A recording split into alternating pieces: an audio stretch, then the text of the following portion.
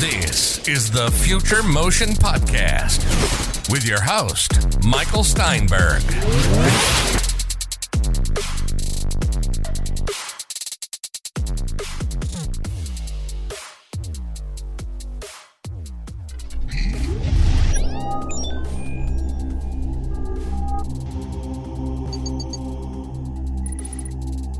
All right, man. Hey, welcome to the podcast. How you doing today? Pretty good. I got some exercise in today, and well, now I'm here. That's good. Yeah, I feel like you got to get the exercise. Did you go to a gym or outside? Oh, just went outside. I'm 7 miles from nearest paved road, so going to a gym isn't exactly an option for me. Well, you got to. I guess your exercise is seasonal a little bit. A little, yeah.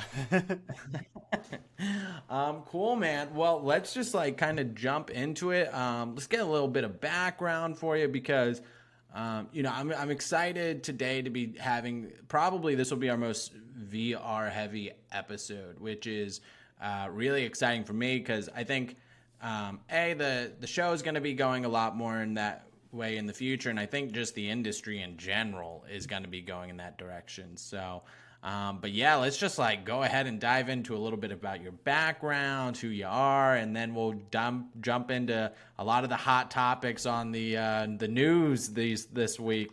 So tell me, who are you? What do you do exactly? Where are you from? Mm-hmm. Yeah, so my name is Vaughn Schmidt. Online I go by Vowgan for my YouTube, Twitter, VR chatter, the likes. I'm a recent college graduate that focuses on development inside of VR platforms, primarily VR chat specifically. I started college as a computer science major, swapped to a art major with a focus in 3D environment design, and now I pretty much program for a living for VR applications. Yo, that is amazing. I love the little journey you took from the start to here. I think we met because I was having some trouble in VR chat and you were doing a lot of cool tutorials on it. And your tutorials in VR chat were the best I've seen by far. And I hit you up and I was like, please help me. And you're like, definitely. Well, it's pretty easy to be the best when there's no competition. So, well, it's crazy though. I feel like even just since we started, doing our weekly sessions where you help me out, I feel like in just the past year, VR chat itself has just completely exploded. Absolutely. Which has been crazy. But let's just kind of go back. So what got you into, where did you say you started again? So I started as a computer science major, and I wasn't too good at the math that they wanted me to do, so I had moved over to doing 3D modeling as an art major. Wow. I got into VR originally during my freshman year of college when my 2 doors down the hallway, someone had the original Oculus and everything set up in their dorm room. And wow. I never... That was with the controller, right? Mm-hmm. Yeah, I never actually got to touch the thing because it's incredibly expensive, and it was the one on campus. So I picked up one of those plastic put your phone in things, watched a YouTube video, got horribly sick, and then didn't touch it for 2 years. In January of 2018, I had a pretty boring class that I was working on in college, and VR chat kind of blew up on the internet for a bit for some jokes. And I thought, this is hilarious. This is a free platform for uploading game development stuff that just has a already existing ecosystem of users that I can just throw at things to test. And before the month was over, I had 300 hours in VR chat, not even including Unity. So it's kind of been downhill from there, or uphill, depending on how you take it.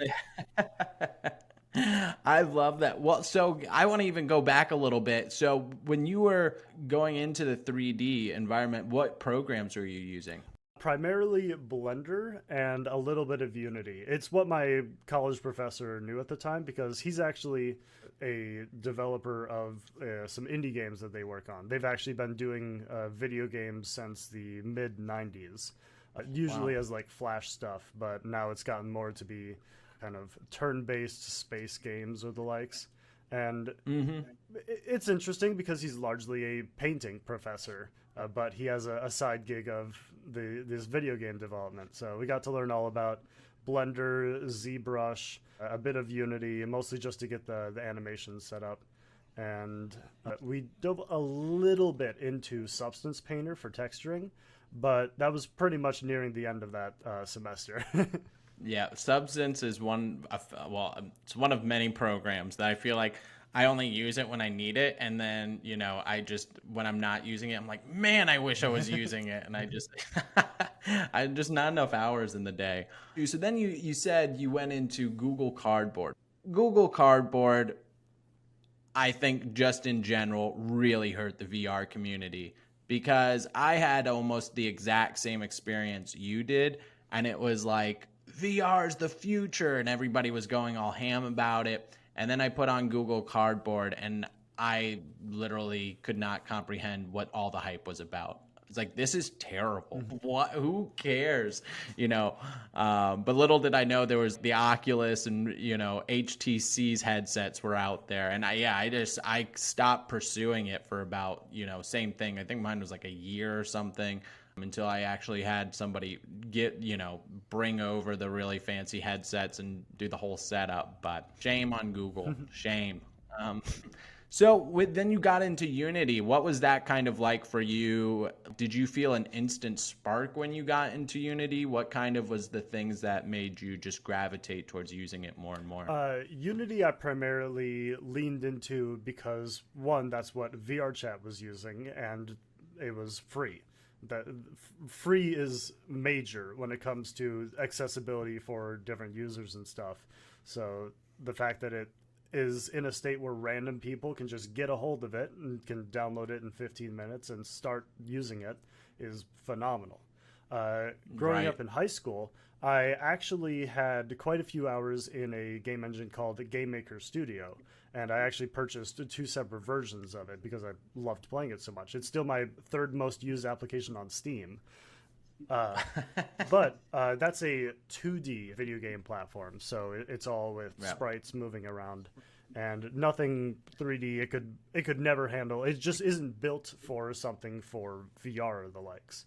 And while I like the interface for Game Maker Studio more than I did Unity at the time, I've gotten more used to how Unity works and I'm more familiar with it. And Unity doesn't have a proprietary programming language like Game Maker does. As well, Unity has gotten a better and better interface over the years, and VRChat's version of Unity has now gotten to a state where we're actually using the good interface. So it's become a lot easier to learn and remember where things are in it. Yeah, I've been loving Unity. The more I use it, the more I love it. So you like Unity, you start realizing you like Unity. There's kind of that crossover into VR chat. What made you kind of go heavy into the VR chat realm versus doing your own thing or other games? Well, the greatest thing about developing something for VR chat specifically is that so much is already handled to begin with. I don't have to worry about hosting a server where I can store things in order for people to jump on and experience it. I don't have to worry about setting up the player movement and everything for moving their hands around. That all just exists. I don't have to worry about programming how to interact with a button. I just use the systems that VRChat already has for interacting with buttons. There's so many things, and networking. Programming the networking for VRChat it's still pretty wonky, but it's so much less that you have to do than writing it just from yourself. Like, starting from absolutely nothing is a massive task when it comes to developing a platform or multiplayer experience, let alone one that is VR compatible. Yeah, it definitely is. I mean, I'm trying to make kind of my own thing right now, and it feels almost impossible. And it's really nice, that, like you said, VR chat just kind of taking all that weight off and just letting you focus on the creativity. It's so crazy. And plus, the community is awesome. It's got a massive community that seems to be growing every day.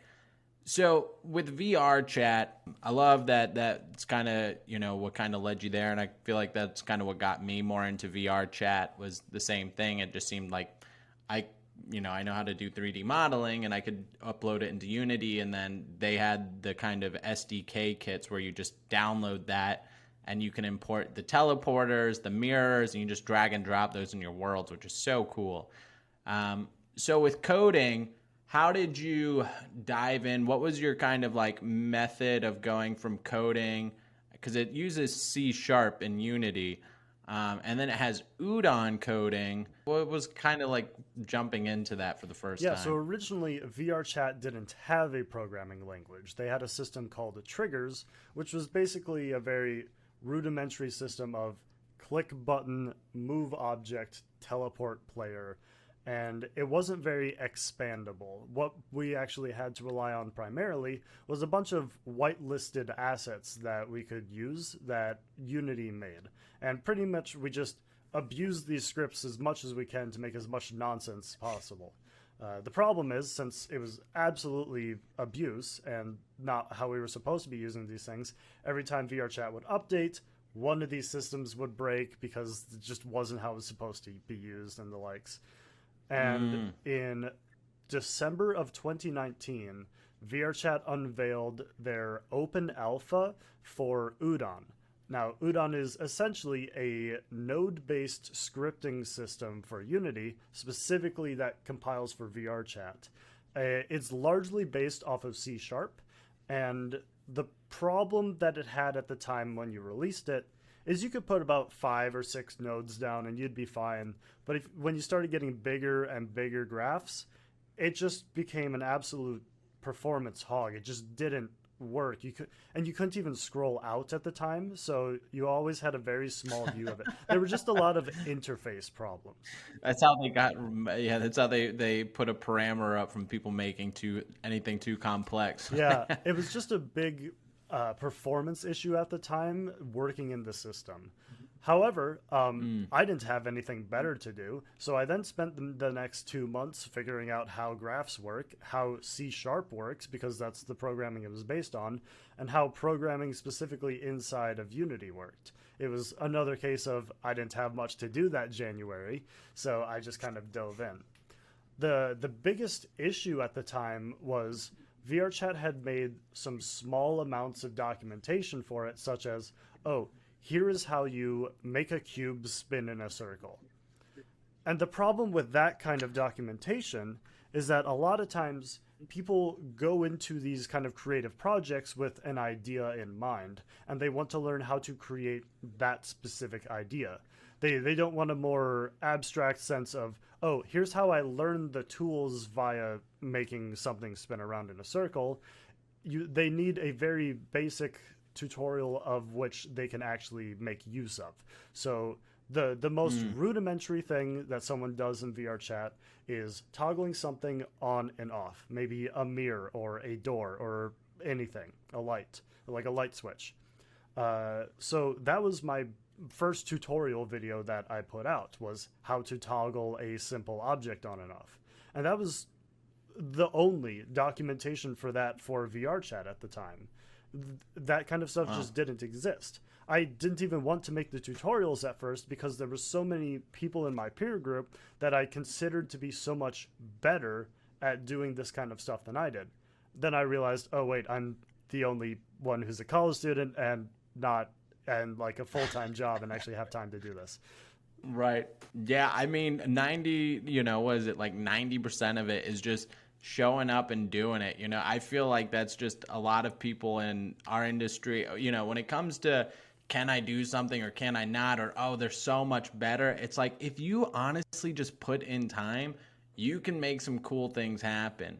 And anybody that's still wanting to join into, like, that might be new, who's listening and has always been interested in either doing VR chat levels or even going into their own route, it's a prime time to start. If you got some good time on your hands, I mean, it's an industry that's about to be popping, and it's not impossible to get to a fun state where you're making some awesome worlds and amazing experiences. Like, you can really be getting that going in just a few months of learning, and all the resources are online, including Vowgan, who has amazing tutorials. Hello, if you want to start, go to his channel right now. So I can't emphasize that enough, because that's what I'm doing, and I'm having the time of my life. So well, cool, man. Well, that's great. So I feel like we got the full background here. Let's kind of just go into and jump into the meaty stuff here. First off, before we go into all the announcements the other day from Facebook, aka now Meta, let's just kind of talk about some common language here, because I feel like in my previous talks with anybody or everybody is people have different definitions of things. So let's start heavy here. What is your definition, or what do you consider to be the metaverse? What how would you describe that? I think the problem is a lot of people start with a question of what is the metaverse, and the problem is the metaverse as it's been conceived doesn't exist. So asking what it is doesn't really work. We have to ask what it is going to be. And depending on who you're talking to, it's all predictive. We're not quite sure how it's going to line up. Right. We're all coming up with ideas of what we want the metaverse to be and how it's going to function. Common ideas of what the metaverse is going to look like is it is going to be a internet-based platform in which experiences can be moved between seamlessly, and content and assets can be moved along through that same path as you move. So you would be able to use the same accounts, the same avatars, the same just settings and the likes between multiple platforms, with a primary focus on the basically the coming age of VR and AR in this kind of massive XR experience that they're trying to build onto. Love that. That was, I mean, I feel like that was a home run of an answer right there. That was perfect, man. Yeah, I definitely 100%. I couldn't have said it better myself. I feel like that was like a perfect explanation, because yeah, I find that most people think that they think the metaverse does exist right now. Like, some people think what Mark Zuckerberg showed the other day was a reality right now, and they just got to go get a headset and they're in it. You know, it was crazy. But, well, cool. Well, let's go on to the next thing. So what is the term, and you actually just mentioned it, but what would you say just the definition between, and we don't have to go too much into this, VR and AR, but then mainly the definition of XR. So XR is the umbrella term for VR and AR and anything that can come along with that. Traditionally, VR is an experience where you have replaced your 360 vision with a different experience, primarily focusing on the visual and audio for that. And it completely covers up your interpretation of the area and space around you. AR is augmented reality, where it's like a filter between the two. You can still see the environment that you're in, but there's things that are overlaid in front of it, both audio and visual wise. During last year's Facebook Connect, they actually had almost like a half an hour breakdown of how they were trying to spatialize audio for AR environments, like say having a conversation with someone in AR in a busy cafe. You want to be able to hear the person in that space as much as you see them in the space. Because, well, a lot of times, if you're watching a video on YouTube, for example, you can basically deal with worse quality footage a lot more than you can deal with worse quality audio. Right. Yeah, and that is interesting. I always tell people whenever they're watching a movie and you can't tell why it's bad, it's usually the audio. You don't even think, it's just, I think it's the most subconscious, critical piece to having a good film, you know, and a lot of people just don't understand it, but it makes such a difference. Well, anyway, I want to ask you this question here, just kind of last question for definitions. So for AR, would you consider, and I've had this debate with a few people, does the footage have to be live for it to be considered AR? Or could you film something on your phone, go home, add in some text on the screen that looks like it's in the scene, but doing it through like After Effects, and then post that? Could you say that's AR? I'm not certain. A lot of what I consider to be in the XR ecosystem is live experiential events.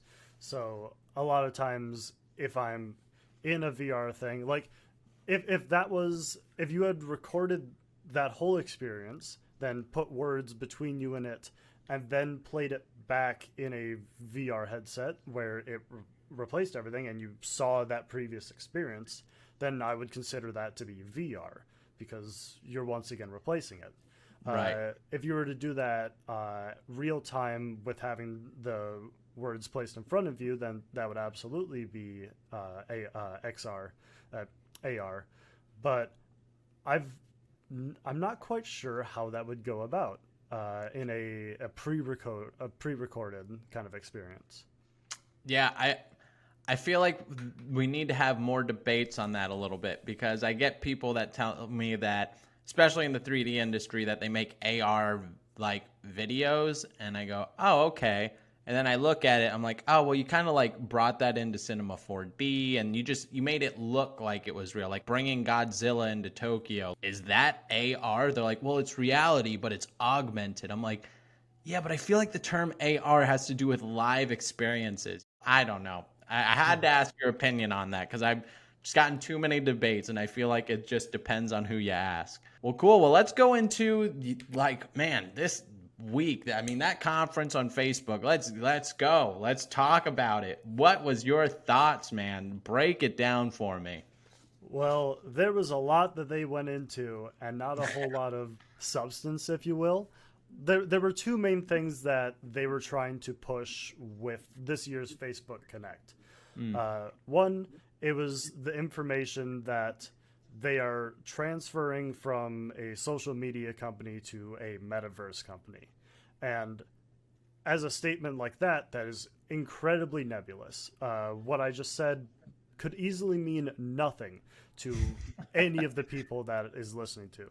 But they had basically an hour and a half to go over exactly that. They were talking about less of what they're doing right now and what they want to create with their products, with their ecosystems, and everything that they're trying to move towards. They basically started the announcement, the big conference, by just saying, we're not going to have a whole lot of hardware news today. We're instead going to focus on what we want to see down the line. But that wasn't incredibly communicated in a lot of ways. So a lot of it was just, it came across more as, this is what VR is and what we are trying to sell to people. And it would be like an AR experience of someone playing chess against a Force ghost. Like, yeah. Sure, that is a decade, 2, or maybe even 3 down the line. But they're tying a lot of these future ideas and technologies into technologies and ideas that exist already that they are actively working on. They just released their Ray-Ban stories, the glasses with cameras on them, and that's basically their stepping point in order to build onto actual AR glasses. So we can go into that more, but more of a summary on the actual event itself. They went into that, but they also went into a lot of how they want experiences to be able to smoothly go between each other. Like, sure, they brought up what they're working on, such as Horizon Homes, Horizon Work, and Horizon Worlds. That's it. Horizon Worlds is their platform for developing environments and different experiences. Horizon Home is their essentially the environment you load into when you put on the Quest. And they're trying to make these different experiences as seamless together as possible. And since nothing really has any standards right now for transferring stuff across, they're just kind of mediating it with a Facebook account for storing your avatar and things so that those can be seamless between the two. Of course, right now you really only have your avatar for Facebook things. So that doesn't... The metaverse isn't here. They're trying to sell the metaverse. They stated that it's not here yet, but it is that idea that they are trying to focus on. Yep. Yeah, I thought it was very... It gave me chills down my spine when I watched it, almost like watching Star Wars for the first time as a kid. It was so cool. I loved it. But man, did it also just kind of reek of snake oil. You know, it was so... Like, I was like, man, this is exactly... It kind of was like everything I thought they showed. You know, everything I hoped it would be is what they presented. Which was so cool, but at the same time, it was like, but that's not realistic right now. You know, that's so far away, and it kind of was weird to me that, I don't know, it was almost like presenting it as if though they did it, or they already are, or they're going to be the ones that make it. You know, it was... I don't know. I was very... Just my overall opinion is very mixed about it. It felt... I wish it was more... I don't want to say honest, but I wish there was more other brands kind of incorporated into it, like the Facebook Marketplace. Maybe they actually showed Best Buy, or they say, oh, it's open. We want everybody to be involved. Well, why didn't you show that? You know, why didn't you show other companies being involved in this mixed with, you know, your local businesses and stuff? I feel like that would have had a great personal touch. And then on top of that, you know, as much as I didn't want to think they were going to have world dominance, they have now claimed the name Meta. It felt sleazy a bit to me. At first, I thought it was cool because it was just after the conference. I was like, of course. But then I started thinking about it more, and I was like, they're just trying to intertwine their name into the future of our technology, which is kind of, I don't know. I kind of didn't like it. I don't like it anymore. At first I liked it. Now I don't. But that was my overall thoughts on that. So with the headset, what was the new headset they briefly mentioned? What was that called? Catalina? No. I don't remember the name of it, but it was one of those Project Blank. How the Ray-Ban stories were Project Aria forever. Right. The headset that they showed off had actually been showcased in a bunch of leaked videos as well, and even in official images of Boz wearing it. So everyone thought there was going to be a big demonstration today, but they really just announced that it exists and is coming out maybe midway through next year.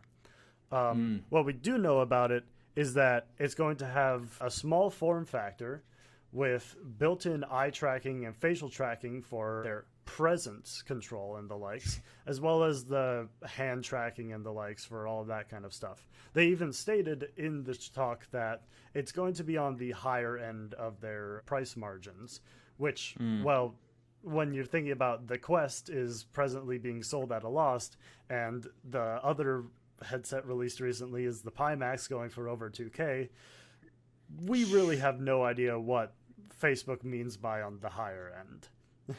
Right. I have no idea. I mean, I loved the look of the glasses overall. I would probably spend a little bit more money. I mean, I don't know, $300 is a great range. I feel like when they did $300 for the Quest 2, I think that's the bargain of a lifetime. They take a loss on every single headset. And that's just because they know you're going to have, be spending in their marketplace store. You're going to get a game. Like, as soon as you get the headset, you're giving them another $60, or $40 for that same day. So it's a little bit more than just that. I feel like the new headsets, I would totally pay a little bit more money to have that sleek look.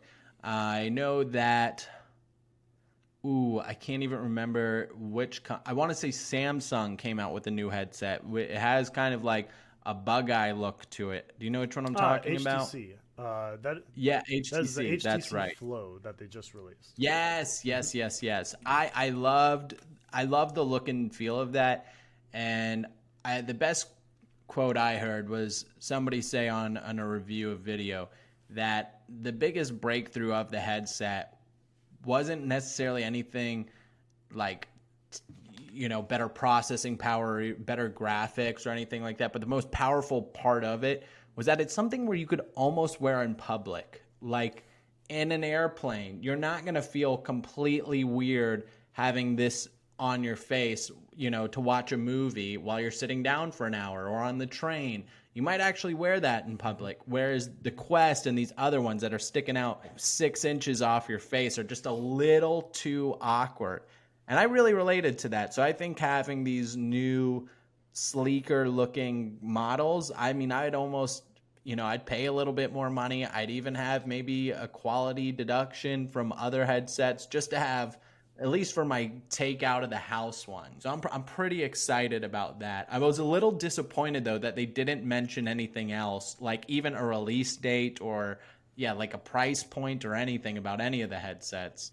I was kind of expecting that, but yeah, you win some, you lose some. Do you know when they are going to be talking about the headsets coming up for Facebook? I'm not certain. I know that they announced them for upcoming, like in the next year, they will be releasing it.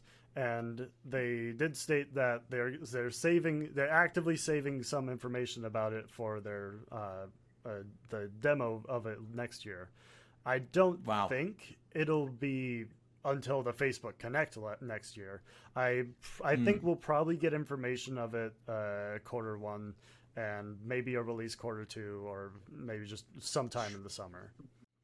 Yeah, I would love to get a new Quest. I feel like Quest is just, it's so close. Pretty much my goal for Quest is to be able to access any VR chat world I want without having to be remote into my PC. I just want to be able to go anywhere, get a Wi-Fi connection, and go into any world and use any avatar. Then we've made it.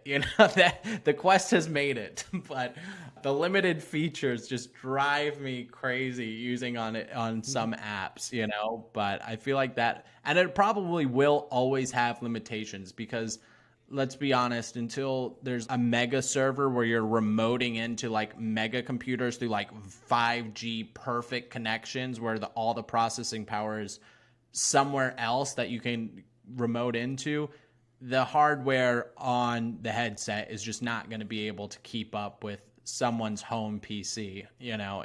So it might always have limitations, but for VR chat though, that's the main goal. That's my main goal. Yeah, there's a lot of technical hurdles that would go into that, specifically due to the fact that the headsets are based on Android architecture.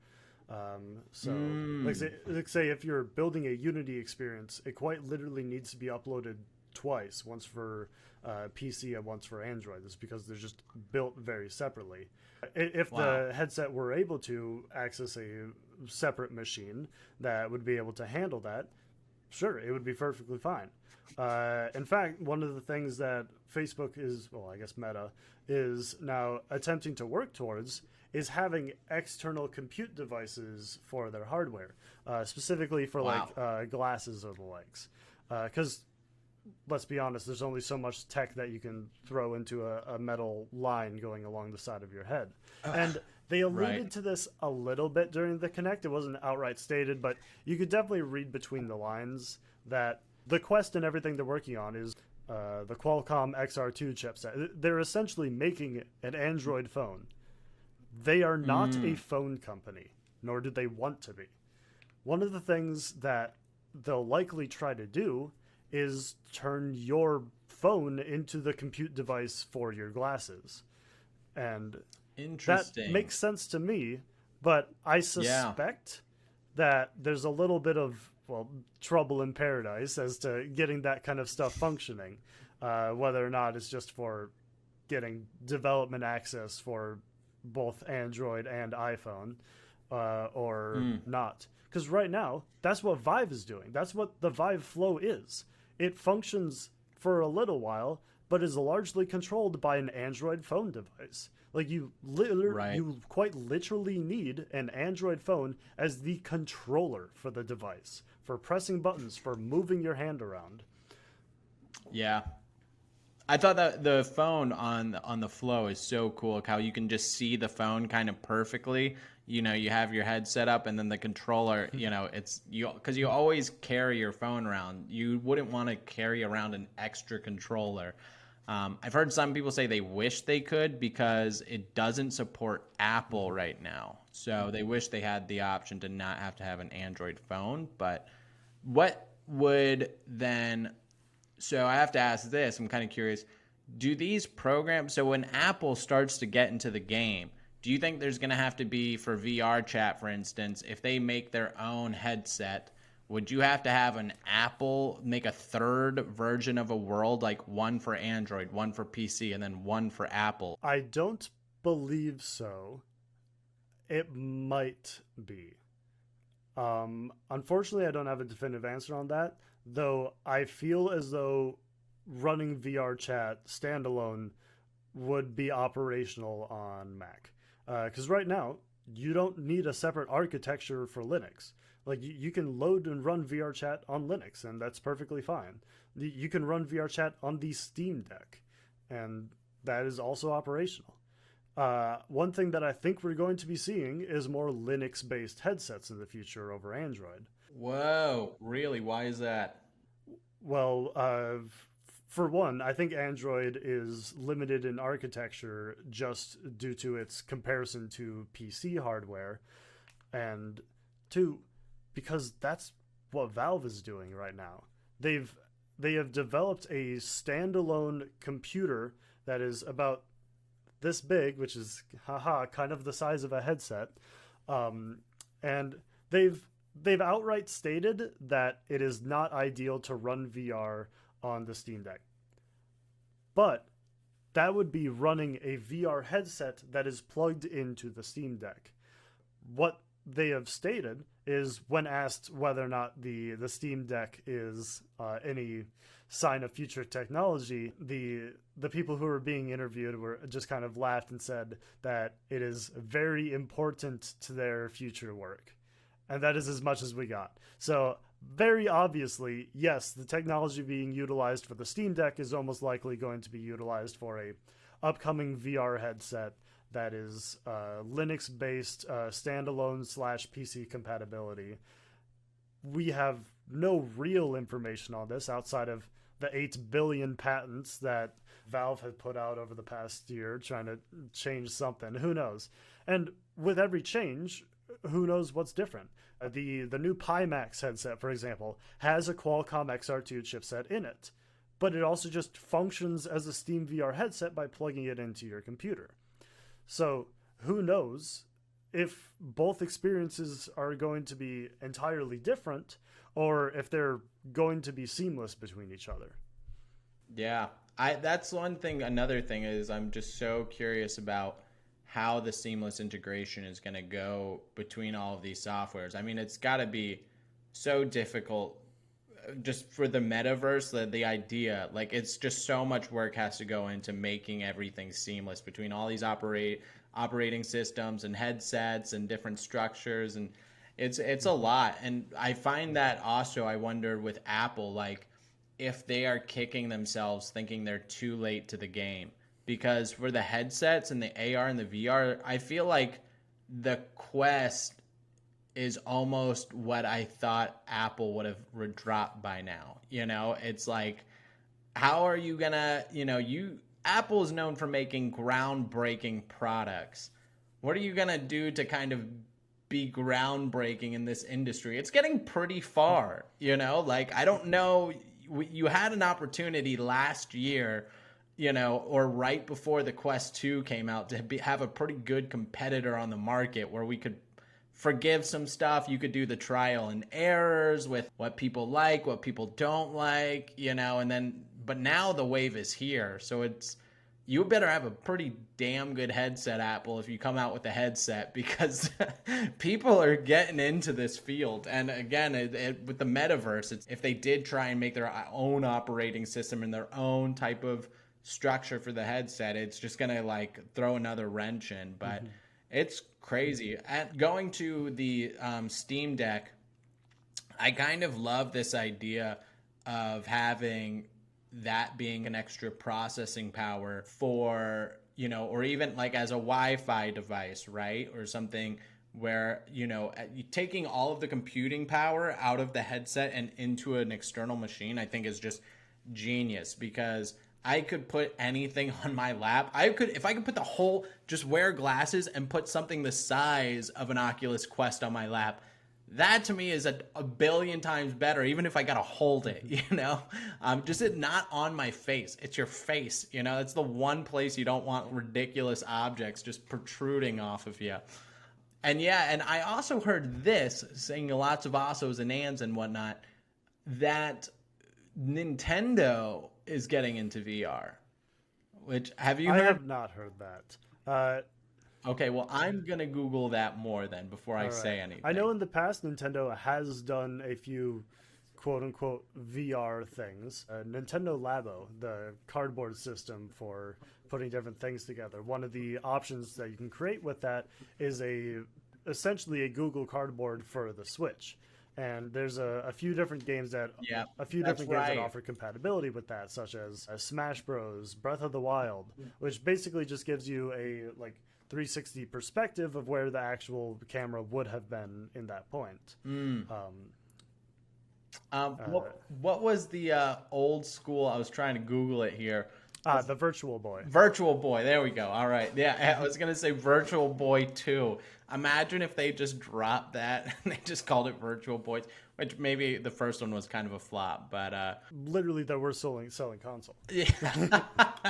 Yeah, so maybe they'll stray away from it, but that's what everyone's going to be calling it when it comes out. But the VR headset, yeah, that's right. I forgot they had that kind of split screen system that they were, where you can insert the Quest into, which I guess that also works because it is, you have the display right there, which, so that is an option.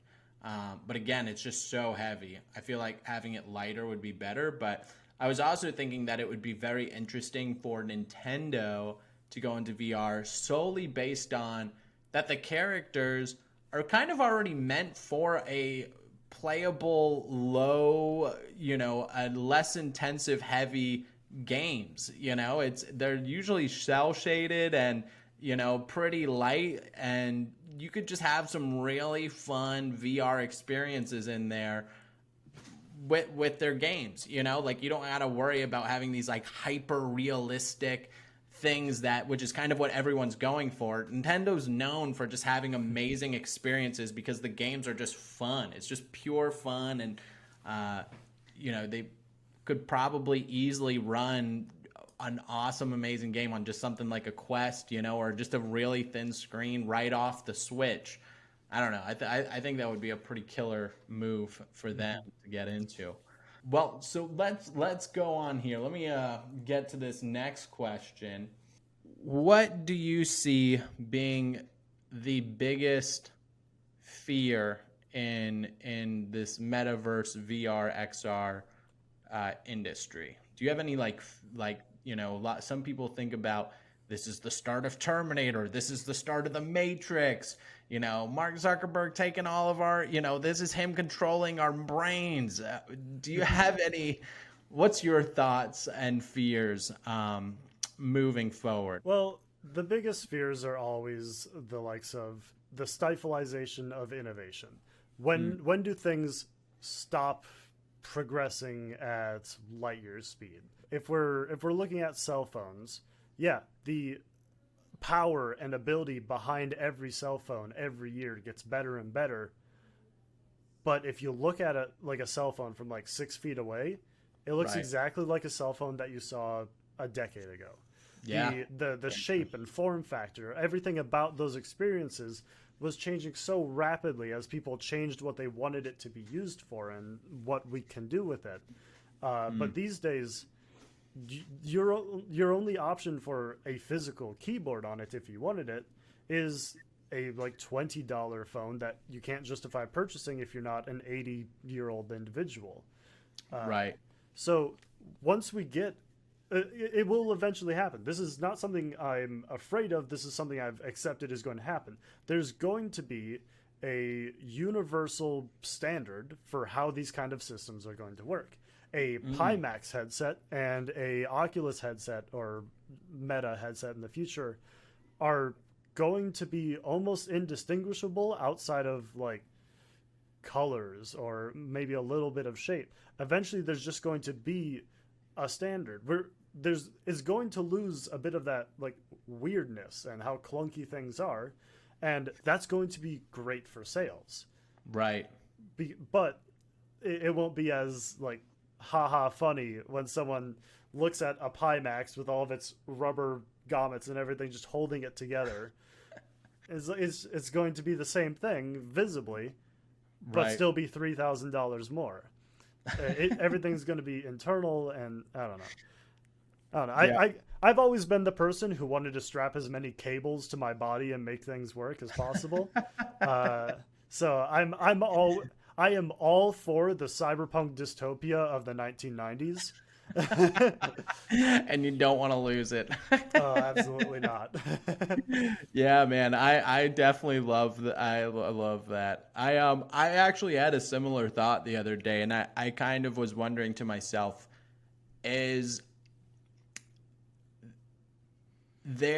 could Facebook's route or anyone's route of having a global community? Because I listened to a kind of, it wasn't like a private thing, but it's like you had to sign up to listen to some of the leaders of the Facebook's Metaverse or Meta's Metaverse. So dumb. Like some of their leaders talk about what they were expecting to do. It was only like 1,000 people listening. I like signed up. It was a 2-hour conference, but they were talking about how they wanted every single person to have a headset. They didn't want industries to get left behind.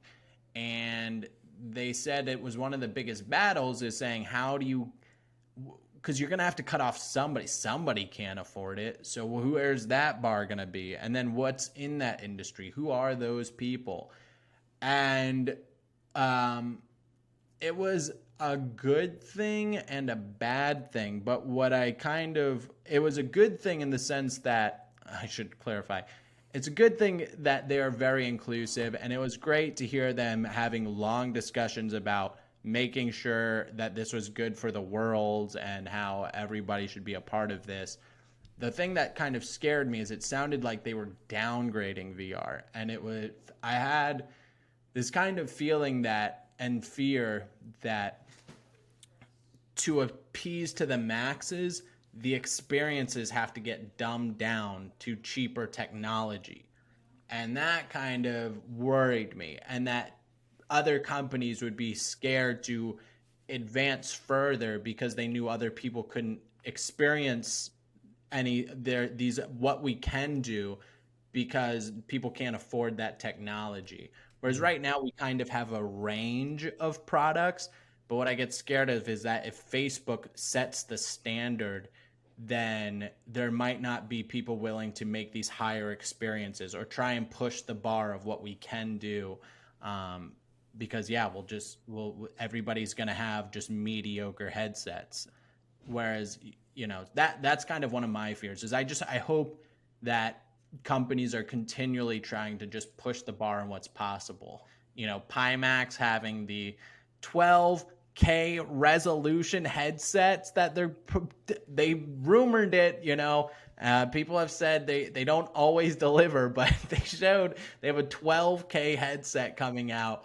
I'm not sure what games or what kind of a computer you need to run that thing, but I just hope that's always coming out and there's always a demand and need for it. Because that is too cool, and I hope to get one. And for anybody listening and has been debating on Pimax, there's people, I've heard that if you get the 8K headset, they will deduct that price right off the 12K. So say it's like $2,500, I think, and the 12K is like $3,000 or something, or like $4,000. I'm not sure. Just XYZ price and XYZ price. They will completely cut the 2,000 plus price that you spent on the 8K headset, and when you go to get the 12, they'll just deduct that. So it's like you pretty much get a free headset. I think, is that kind of what you heard, or have you heard of that? That's how I understand it. And realistically, that wouldn't even be them taking that much of a profit loss. What if you're considering that 8 people have bought the other Pimax headsets?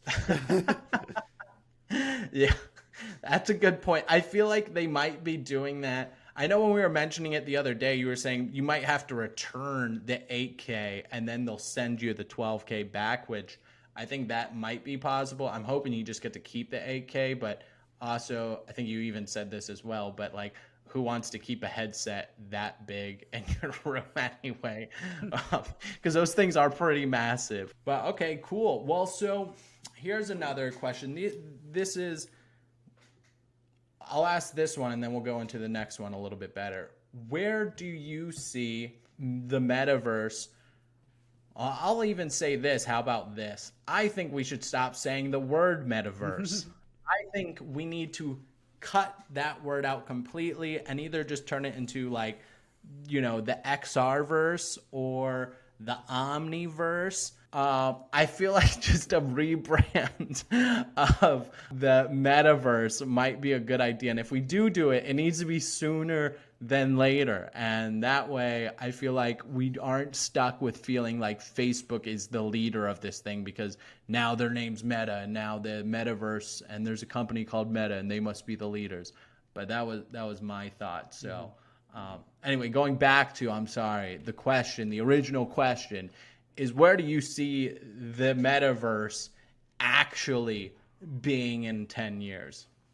In 10 years, I believe that we will have a system of platforms that we can go through for maybe the first big 3 or 4 different experiences where you can move around between them using the same account. I do not see it being a seamless experience that every company in the world has jumped on. If we get to a point where there's enough companies all working together on one thing, well, that's going to be magic if that happens. Different companies all trying to work on the same ecosystem. Well, everyone has their own ecosystem. Like, we still have the Amazon App Store. That's a thing that still exists. Right. The fact that there's the Google and the Apple app stores are just a sign that there's always going to be different ecosystems for something. Yeah. As long as the problem is, a platform of any sort needs to be controlled and run by something. What tends to be envisioned a lot of times for the metaverse is it's synonymous in functionality with the internet. Anyone can make a platform or application or a website on the internet where you are using the same browser to go to all the different websites. And that tends to be what is brought up a lot of times as what they want the metaverse to be. And I think in 10 years, we will have a functional version of a multi-platform experience. We will not have our fantastical imaginations of it quite yet. Okay, interesting.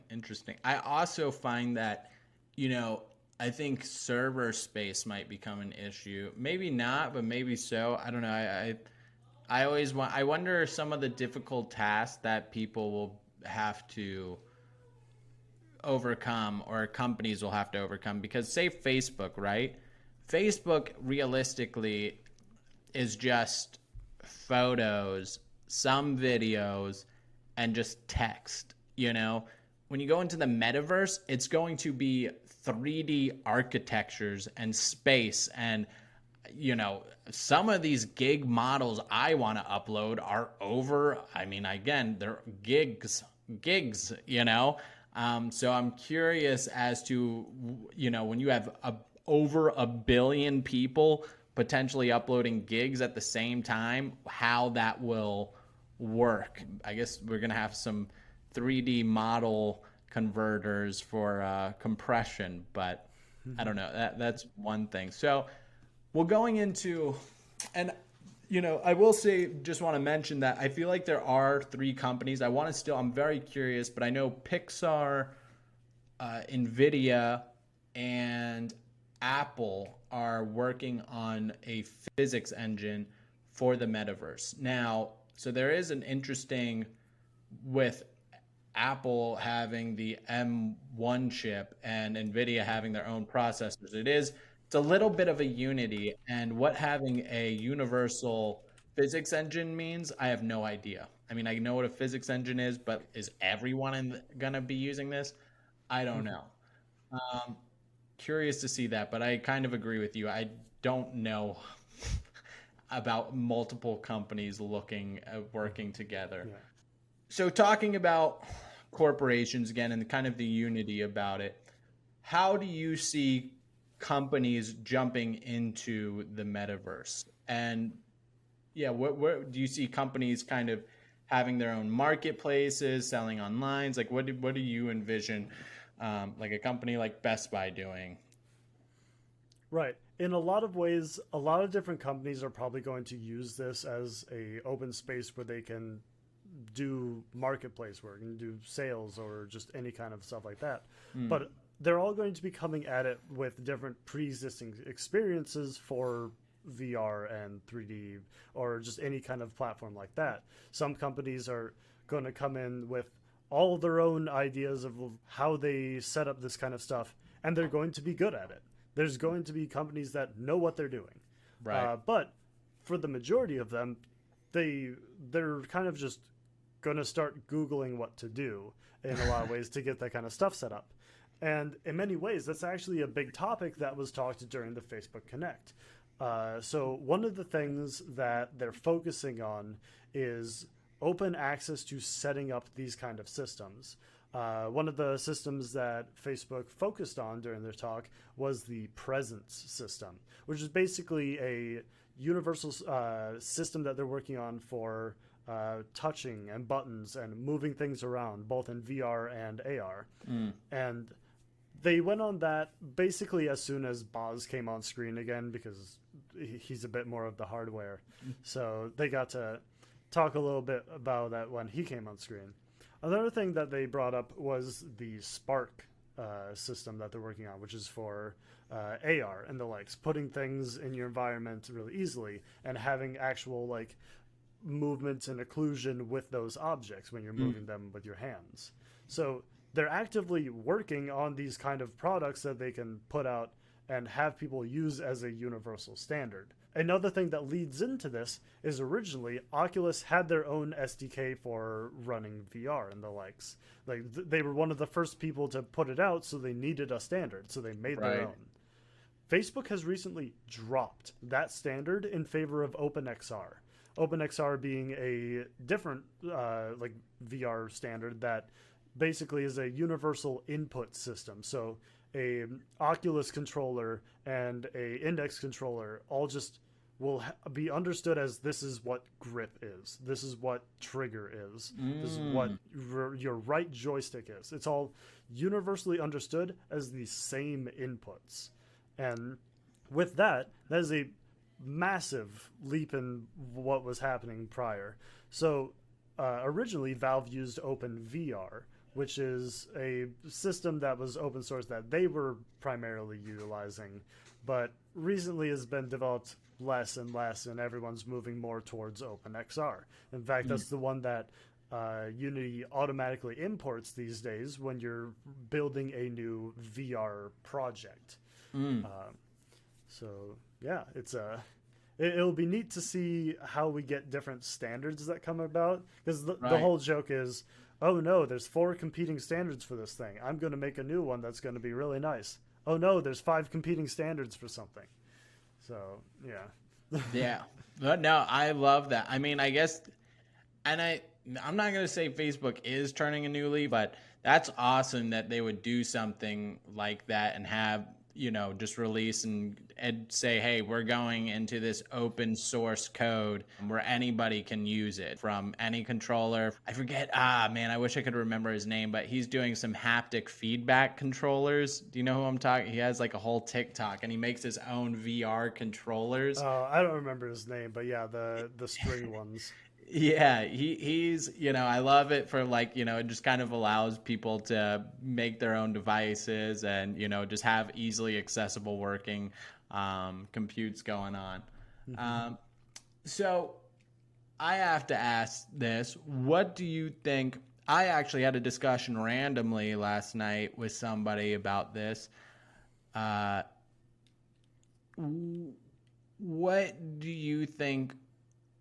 How do you protect the metaverse from crime and from what are does the government now need to come in and start regulating the metaverse? Do they need to start getting involved in VR chat now? Who is going to be kind of policing what people do or don't upload? Where are there going to be rules, laws? I mean, because I will say too with VR and AR is like it is a lot more immersive and the experiences are a lot more intense.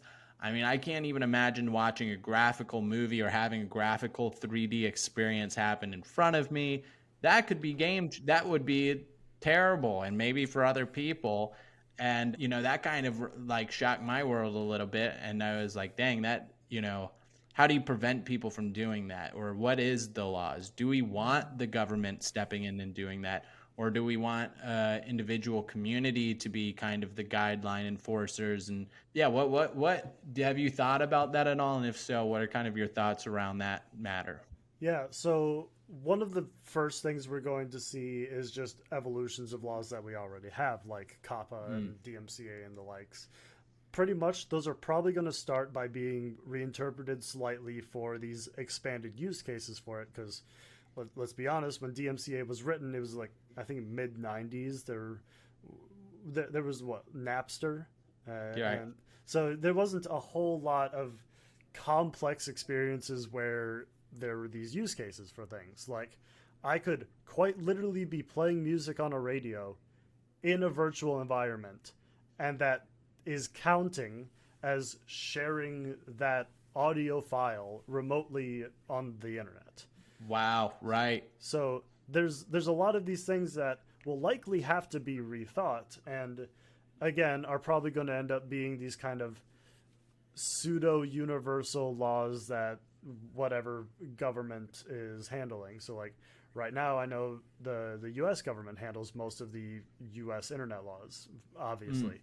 But a lot of what we're probably going to see is these kind of expanded regulations that are agreed upon between separate countries and the likes.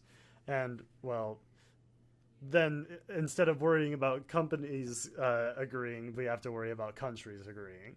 So Right. then we just have to hope for that. But of course, as all digital regulation goes, it's all going to be 10 to 15 years delayed.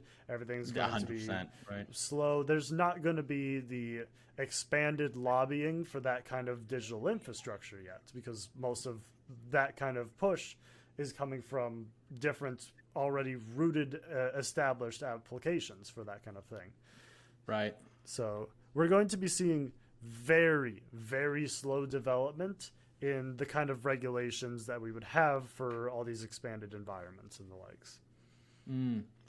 Yeah, I can't even imagine. It's interesting. I'm hoping it. I don't know. I haven't really gave it too much thought about how it'll be regulated or what the regulations will be. And yeah, like you said, having like a public radio or movie theaters. Like how many? I may or may not have gone to a movie theater that had movies that were made, legally or not legally purchased. Not gonna say, but you're in a movie theater with a bunch of people watching a movie.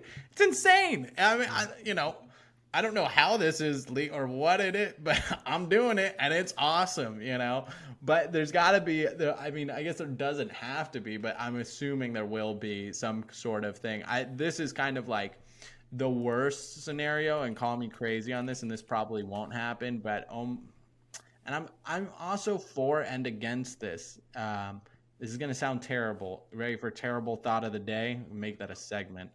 Is having some sort of universal, and I don't want to say metaverse because I really want to cut that word out of my dictionary, but having some sort of online passport, and if you do terrible things in virtual reality, like upload some terrible things or anything, like you can get docked or you can get kicked or banned, or you can have a bad rating or a good rating. And it's virtual. For reality and real life, I'm against that, obviously, especially for like credit scores and buying a house, whatever.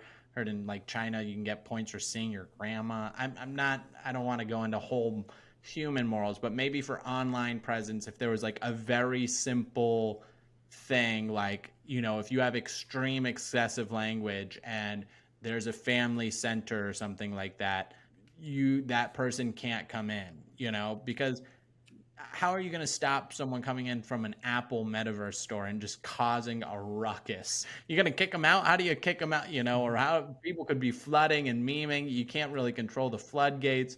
But if you had a bad user rating and it, for a certain amount of time, then yeah, you can't go in. And if you want to go in and start cursing around kids, well, guess what? You're docked and you can't come into public stores for a month. And then maybe you can reconsider and you can bring your court case up if you feel like you didn't say it. You said sass and not at, you can bring that up to whatever new system there is. But I don't know. Those are so hypothetical down the road. We're not Mark Zuckerberg over here making up shit, but that was something I was thinking about and I could see happening. So what industries do you see being most affected by this new like VR, AR world experiences? Whether it goes from people working completely remotely to doing like team meetings or just entire concerts or I don't know, stores or, what do you see changing the most for businesses and or consumers and such? I think a lot of what we'll see is very slow change, but also very gradual universal change. In the sense of, I have a headset on, will essentially be, I have a phone in my pocket. So whether or not you're utilizing it will probably be regulated on a per job basis. Like, you can't have your phone out for this kind of stuff. But at the same time, you might also get them applied to you for work. Like you would get like a work laptop or the likes similarly. One of the things that I've seen a lot of use cases for, like the XR glasses or the likes. One of the big use cases of the HoloLens or the likes is I remember seeing a showcase where someone was doing dangerous electrical work and they were not a trained professional for it. The trained professional was halfway across the world and they were working with them through the XR goggles that the person was wearing who was at the electrical equipment, and then they would basically project like with a marker, like this is the thing that you need to move here or there. So I believe that this has massive implications for like dangerous manual work and just things that you can't get an on-site specialist for, or even like the medical field. There's probably going to be astounding ways that this stuff can be implemented, and likely in ways that we just don't have proper ways of visualizing right now. We don't have good ways of understanding, this is going to be the use case of it. Because in a lot of ways, with the Quest or some of the other things like the HoloLens or the likes, we have a lot of the technology that can be used for that. We just haven't gotten the perfect applications or even the form factor to actually make those things happen. So a lot of times, that's just going to come when it does. And that's about as nebulous and, well, lack of exciting as I could have possibly put that. But I really do think that this is something that is going to evolve over time rather than be like, bang, it's perfect. We know what's happening. Yep. I actually listened to I think it will take some time, but I definitely do see like a lot of these fields going in that general direction. And I personally think like even, especially with the training, there was an interesting study I heard, so third sourcing here. It was on a podcast. I forget what the podcast name was called, but the guy was telling about their studies in schooling, and essentially they were trying to talk about the Wright brothers and their flying of the airplane, right? And they did like a 20-minute segment with kids just talking about the plane and how far it traveled and all of these things. And then they gave them a quiz. And this one class could barely even they got maybe 25, 50% of the questions right. It was not a lot. And the retention span was down, just not a lot of participation in the class.